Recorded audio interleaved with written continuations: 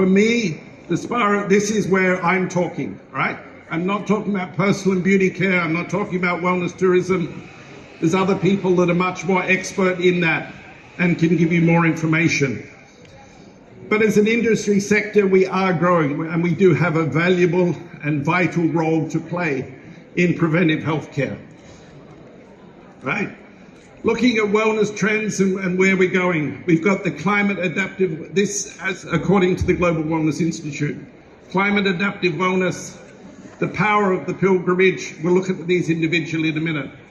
From manning up to opening up, the rise of postpartum wellness. This was a particularly interesting area where people are talking about the trends for the industry. Longevity has longevity.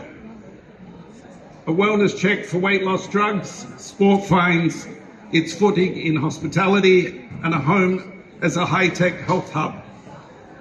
Looking at these subjects, right, because we constantly are talking about trends and where trends are going.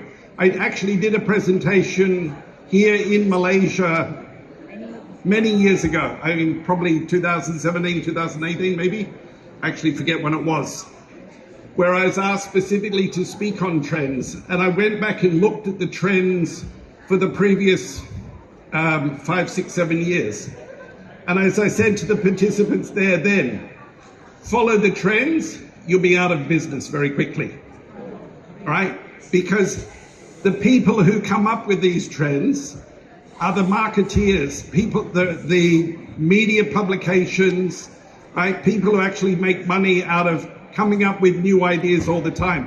A lot of them are just rehash, right? They just change the names and rehash things to move forward. So, a new multi-century immersion of art for wellness. The whole element of art therapy. There's nothing new there, right? And if you look at this with fancy wording, climate adaptive wellness, right? It's all climate related. We all talk about climate change and all that. Nothing new. The power of the pilgrimage, okay. Arguably a little bit of exercise, right? That's all related. It's just a rebranding of exercise. From the manning up one is where we're looking at, or finally acknowledging within the spa and wellness sector, that it's not just for women, that there is very much a clear market for men, and it's a market that's been oft overlooked, right? The rise of postpartum wellness, suddenly we realize that people are having babies, and maybe that's something we haven't talked about previously, right? The grey market has long been talked about. Weight loss, long been talked about. Okay, here we're talking specifically about the drugs that were being used, right? Sports, big deal. What's new and trending about this? Every hotel has got a gym in there, so, you know, suddenly sports is in hospitality is a trend, right? The home is a high-tech health hub. Duh, yeah. Everybody's got their Fit watches. They've all got their various IT toys at home, and that's constantly changing because we've got to have the latest iPhone with the latest app and the latest this and the latest that, which has got all of these high-tech health elements in there, all right? So it's something to be aware of, but we as industry operators not actively involved in this, right? And the twist on, I suppose, the interactive art installations, etc. Again, very nice, expensive marketing tools to bring the element of high tech into the art field, right? But what role does that really play for us as spa and wellness operators, all right? Who's going to have an immersive art exhibition in their wellness center or in their spa, right? You go to a big shopping center or a big exhibition venue, you'll probably get it. But the average operator is not going to be touching this. So these are just some images of where we're looking at things like climate adaptive wellness, and where we're bringing nature into our everyday environment as much as possible. And this is obviously in Singapore, and one of the most iconic pictures that is very much related to this. Right?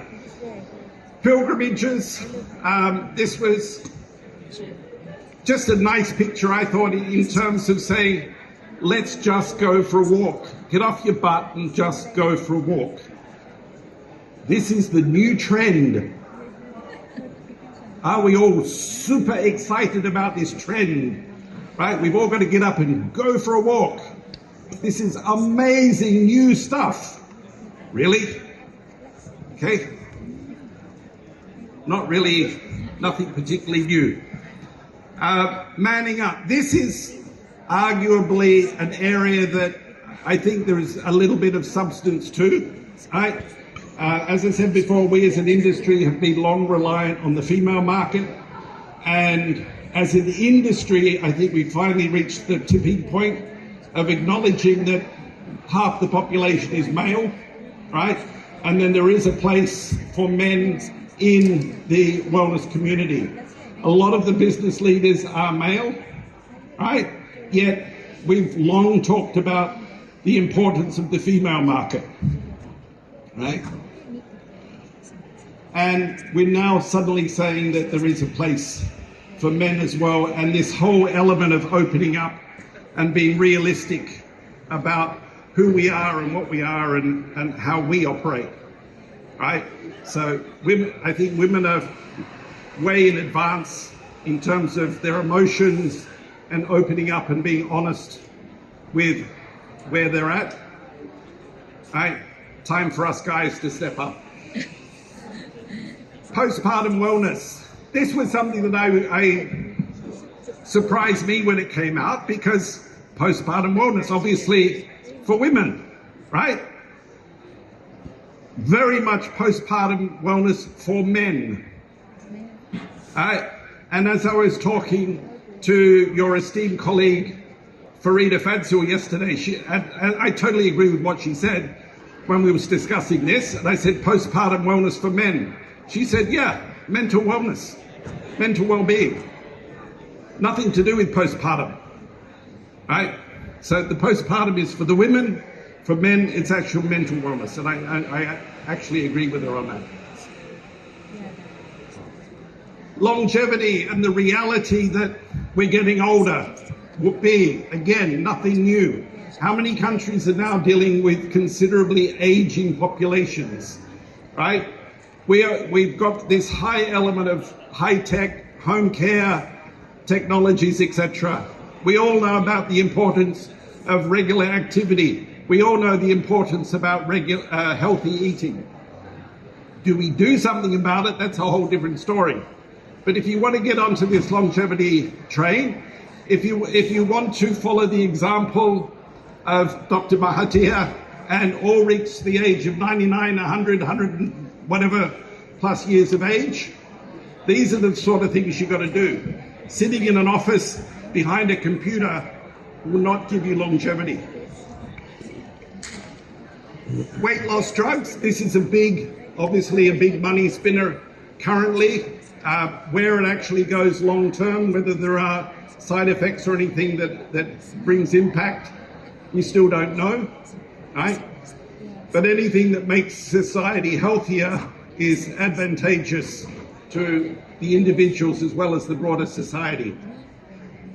Sports, as I said, every property's got a gym, every hotel's got a gym, every 4-star hotel's got a gym, right? Many of you probably have gym memberships. How come this is suddenly a trend? I really, personally, I don't see that one. Right? Home is high-tech hubs. Right? Again, we've all got the latest devices. Maybe you don't all have this one. This is an energy lounger. Maybe you don't have this one, but some of you, because it's new to the market, but maybe some of you could even have one of them. Right? They're not actually expensive.